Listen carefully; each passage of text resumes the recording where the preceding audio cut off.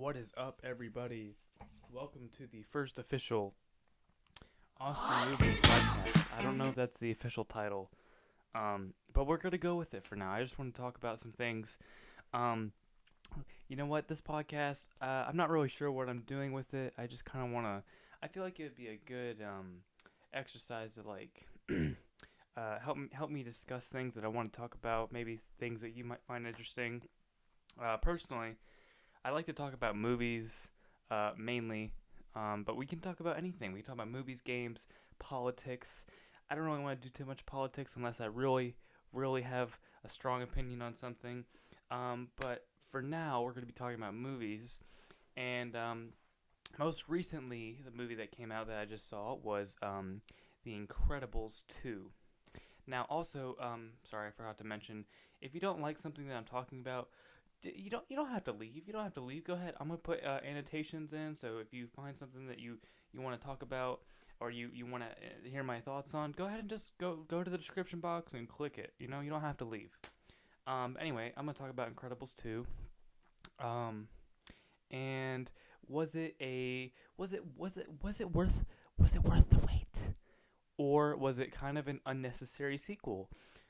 Now, I'm not sure what the review or the ratings for the Incredibles are. I'm pretty sure they're high. Most Pixar movies range pretty high on the like Rotten Tomatoes scale and the scale. I haven't really checked it. I haven't really even seen any reviews for it. I hope this is coming through. I haven't really seen any reviews for it. Let's see.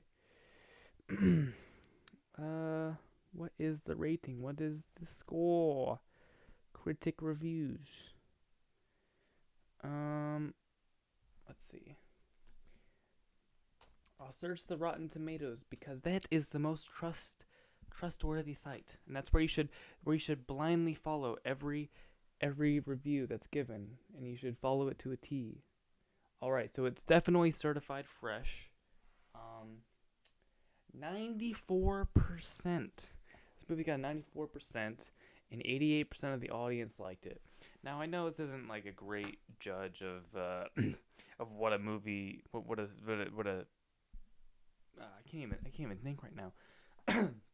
What people really think of a movie, because it's just a bunch of shit put into a score and calculated out. I could care less.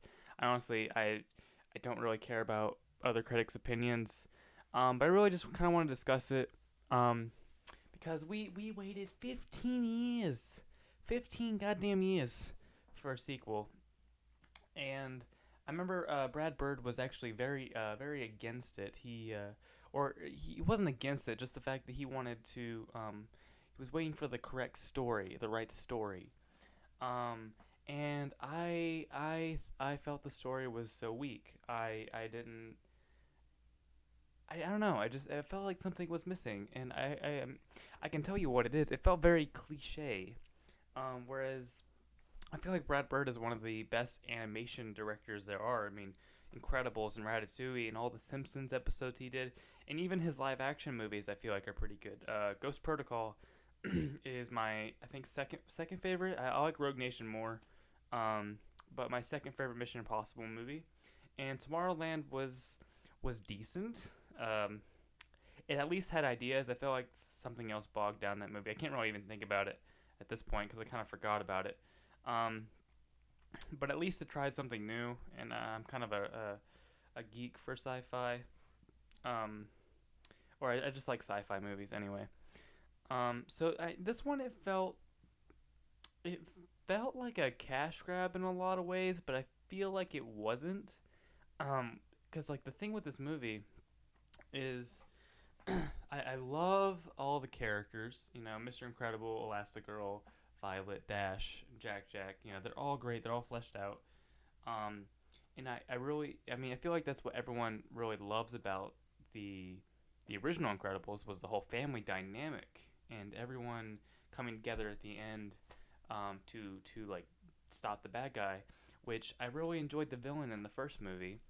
And I think that was this movie's biggest problem, is that it doesn't.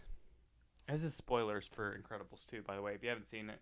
I don't really, if you haven't gone to see a movie that you want to see, I don't really, I think it's been out for like a week or so. It's just like, go see it. You don't need to hear my thoughts on it, but I don't know. It's just like, personally, I thought the villain was super weak, and it's revealed as a twist, um, which me and my friend went to go see it, and we immediately guessed it. We were like, oh well, this is gonna be, this is gonna be this person, which I mean, I guess I'll spoil it. It was like the sister, and it's like we knew it was gonna be one of them. I was thinking it was gonna be her, um, just because I feel like the guy would have been a bit too obvious. But I don't know what the deal was. Like it was just like they were playing it off like it was like, just like it was gonna be a big twist. It was like an Alien Covenant where Michael Fassbender fight like David and what's his name? I don't remember. Alien Covenant sucked.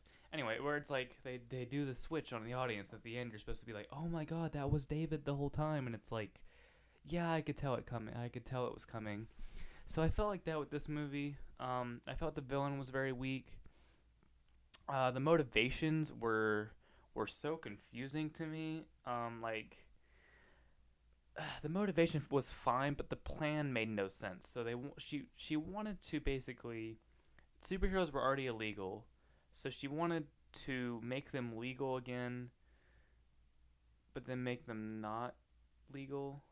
It made no sense to me. It made no sense. She should be stopping Elastigirl from succeeding, but she's helping Elastigirl succeed. So I don't understand what the point was at all. It made no sense to me.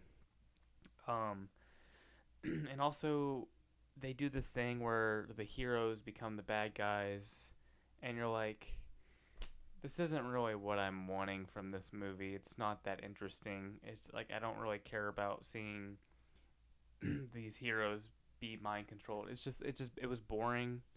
And also this is a weird complaint. I don't know how many other people feel like this, but I feel like the designs for the villain or the heroes that turned into villains were very ugly. Like they were like DreamWorks quality, like villains. Like there's a guy that like he's got like a big pot belly and he's called the Regurgitator, and he's like an old man, and you're like, what happened to like the '60s era inspired superheroes, like the kind of corny, and these ones just felt like bottom of the barrel garbage heroes, and I didn't buy it. I didn't really like it. All the character designs were kind of awful, besides the ones that were already established, and some of the other human ones. And I just like, it was kind of, for me, it just felt like they wanted to make a bunch of money off it, and they were like, oh well, let's put this story together, and then let's hype people up for saying, oh, it's coming out. We waited 15 years for the movie. And I don't want to be that cynical person that's like, oh, it was just for a cash grab. They didn't have any artistic integrity, because you can definitely tell Brad Bird put a lot of effort into the animation. The animation is perfect. It's flawless. It looks so good. But story is what I'm more interested in. Like, don't get me wrong, I love the technical aspects of animation. But if you look at animation, it always ages, no matter what. It always ages. Like if you look back at the original Incredibles, the animation isn't up to par with animation now. But what keeps people going back and watching that movie is the story and the characters and how interesting they are. And I just feel like the sequel wasn't what I wanted personally. Not to say what I want is like, what we should get, but I just feel like they kind of dropped the ball a little bit. We didn't get that much of Frozone. Like, are you kidding me? It's crazy. I don't want to be like, I hate being that person that nitpicks everything, but I just like, I just kind of walked out of the movie like, it was fine, it was okay. I mean, I feel like everyone kind of praises Pixar, and I really need another studio to take that mantle from Pixar, just steal that Oscar. But no, everyone loves Pixar, and they can do no wrong, except all three Cars movies. What was that one they did recently? Coco? I didn't watch Coco. It didn't look that interesting to me. I heard it was pretty cliche, but maybe I should give it a watch. I don't know. I just feel like Pixar's quality has gone down, and especially with Toy Story 4 coming out, it's like I'm not really interested in your sequels at this point. I don't know. I feel like they need new creators, more interesting stories. So Incredibles 2 was kind of it was blah to me. It felt soulless. But I will give a couple positives to the movie. The characters were great. The voice acting was great, even though everyone sounded like 15 years older, which was a little weird at first, but I got over it, so it's not like that big of a deal. Also, Elastigirl is thick. THICC, thick. I hope this is still recording, because I've never done this before. I just want to get on record. Elastigirl is thick. Yeah, still recording. Anyway, so yeah, Elastigirl's thick. Incredibles 2, I just don't think it's that great. I thought it was fine. It was let me know what you guys think down below, or whatever device you're listening to this on. Yeah, it was fine. But let's talk about another movie that I thought was actually really great.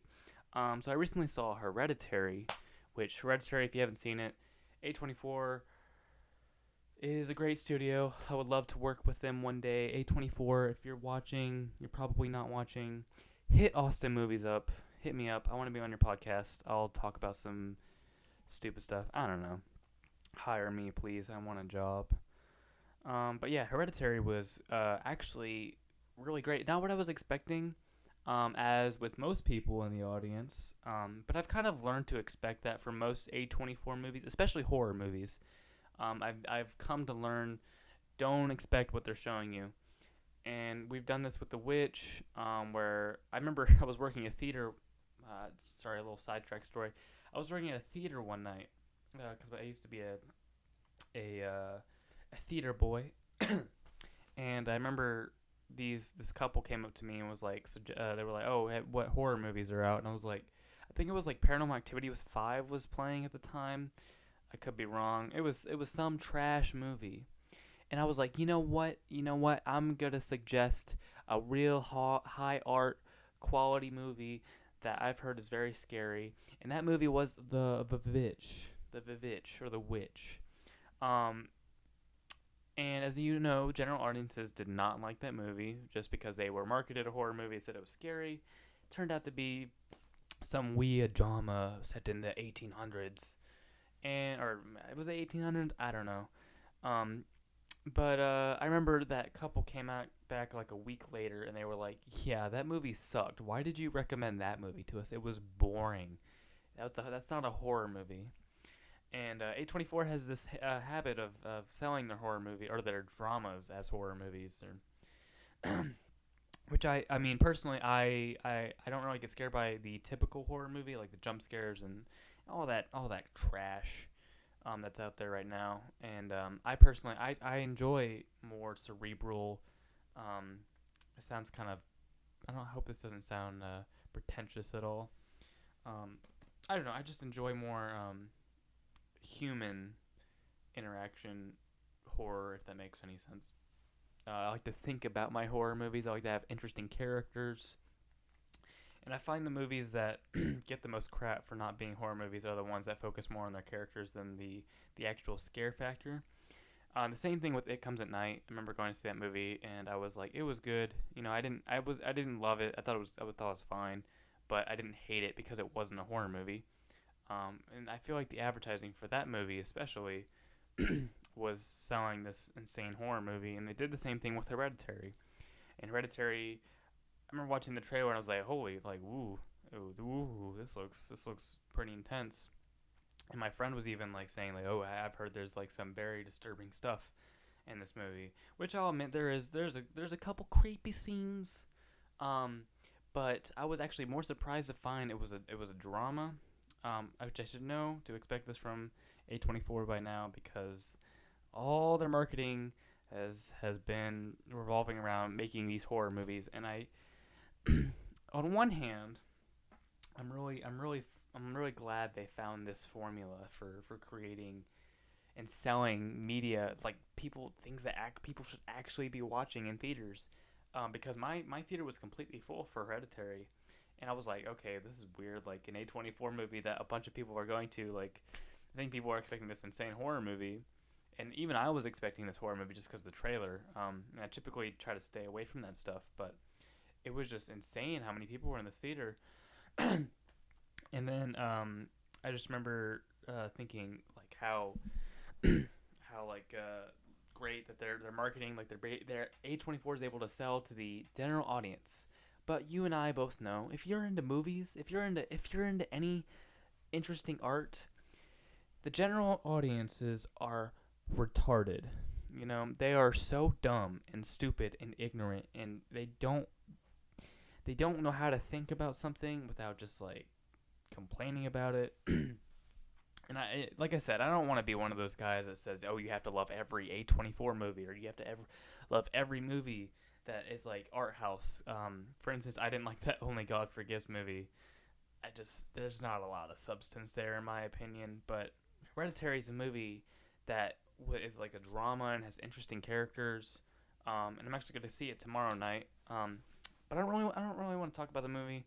I will say the last 30 minutes kind of gave people what I think they were expecting, and I love movies that transform from one thing to another. For instance, The Guest, one of my favorite movies. I'll probably do a review on this channel. The Guest is a movie that it starts off as like this drama kind of horror movie, and then it goes into just straight action schlock at the end. And I just love movies that take a new form as they go along, because I don't want to watch the same thing. I don't know, I just find it more interesting when something can transform. And Hereditary is also one of those movies that transforms. It starts out as a small family drama, and you have this family tragedy with the little girl, and it was just so fascinating to watch. And Toni Collette is by far my favorite actress working in Hollywood. I think she's so underrated. In everything I've seen her in, she is fantastic. Me and my mom just love her. She's great. And yeah, just like I love movies that transform, and this movie definitely transformed into something very nightmarish, if that makes sense. But I want to talk about the fact. Okay, so this movie didn't have any like jump scares. Everything was either off frame or someone running. It was oh, my heart was racing, and I thought it was great. I thought it was fantastic because it's so fresh to see a horror movie that treats its audience with respect and doesn't just throw in cheap jump scares, because I guess that's what people find scary now is they want that reaction. And it's like I'd rather watch a movie where characters are going insane, and that to me is more frightening than a ghost knocking at your door. I don't know about me, or about you, but I just find it way, way, way more fascinating. It has much more rewatchability to me. Not to say I don't like schlocky horror movies, but I think I just like having a different change of pace every now and again, instead of these Ouija 2, Conjuring 2, which I like the Conjuring movies, but all these just low budget terrible movies that are, it's like, whatever, they have no artistic or interesting characters. I'm sorry, I'm just checking the time. But I really want to talk about the audience I saw this with. And I feel like I'm definitely not the only one that had this issue when going to see this movie. Because I was reading comments on trailers, because I went back and kind of rewatched a trailer to kind of pick up on some stuff. So I was just thinking about the movie. And it's a hard movie to even explain. It's just like, go see it if you haven't. And comment below what you thought about it. But the audience that I saw this with was absolutely infuriating. It was just like, a bunch of immature children watching the movie. The little girl in the movie does like she like clicks her tongue. So many people started clicking their tongue in important and interesting scenes. You would just hear And it was just like the most frustrating thing. People were on their phones. People were laughing and very serious scenes. And it's like A24, I'm so glad that you're able to market your movies and get more money to create more pieces of content. But it's just hard for people who actually love film to go into your movies when the mass audiences are going to see them, and you just they're just so disrespectful. I've rarely been to a movie that's just everyone is like riled up, and everyone was antsy. They were like bored, just because the trailer was showing something completely different. But I ultimately I enjoyed what I got out of it. Everyone else was bored because I believe the marketing for the movie was like, oh, this is the Exorcist of a new generation. Well, I don't really necessarily agree with that. I do think it's a movie that's worth your time, and if you would actually sit down and pay attention to it, you'll be able to think about things, the themes that they're trying to convey. I don't know. I personally I loved it. So, but that audience, oh my god, it was so frustrating. There was a girl sitting in front of me. I could see her text messages. She was probably like, "Oh my god, this movie's so boring. It's not a horror movie. It's not The Exorcist for a new generation." And I was like, I'm one of those people that will say something, if you're talking behind me, or if you're just like texting. I will say I do not care. I take my movie experience pretty seriously, especially when I'm paying like $10 to $12 for a ticket. It's like I expect to sit in a movie in quiet. Like even someone drinking or rattling the popcorn bag gets on my nerves, but it's like I can let that go if it's subtle. But this movie, it was just like, oh my gosh, so frustrating. You have a bunch of people clicking the entire time, and I was livid. I was so frustrated. And I feel like this happens with a bunch of the audiences that have went to go see this movie. So I was reading comments, and a lot of people were having the same audience reactions. So, I don't know really what to say. It's just like I wish A24 would kind of market their movies a little better, but at the same time, it's like no one's going to see a drama that a kid I don't want to spoil anything, but no one's going to see it. It has less marketability if general audiences won't go see it because it's not a horror movie, blah, blah, blah. I don't want to see a drama. What are you talking about? I'm 17. I don't want to go see a movie about family mental disorders. It's just like kind of ruins it for the rest of us. And it's just like people would be laughing at all scenes. And I was even trying to talk to a person my age about the movie, and they were just like, I didn't understand it. It's like, well, did you think about it? Did you pay attention at all? And it's like I'm definitely not one of those people that are like, I understand everything about this movie, and you're an idiot if you don't. It's like I miss stuff all the time. Especially, there's a movie I watched recently, Annihilation, which I think is a fantastic movie. I wish I saw it in theaters. I just didn't have time. I thought it was a great movie. Not perfect. I thought one of the characters was terrible. But yeah, I like movies that make you think. I like movies that make you question morals, and it's kind of sad to see audiences. I've never seen a movie where the audience has such a disrespect for what they're watching. It's like, oh, get to the horror part, and it's just kind of frustrating because it's like me wanting to create content in this medium. It's just like people aren't gonna watch, like mass audiences aren't gonna watch this. They're not gonna watch what I want to make. But I think my theory, if it can affect one person, I guess it'd be good. But at the same time, it's like people are stupid. Yeah, I don't know. I wanted to rant about that because I feel like a lot of people are kind of going to see Hereditary expecting something. It is not a horror movie. It's not scary.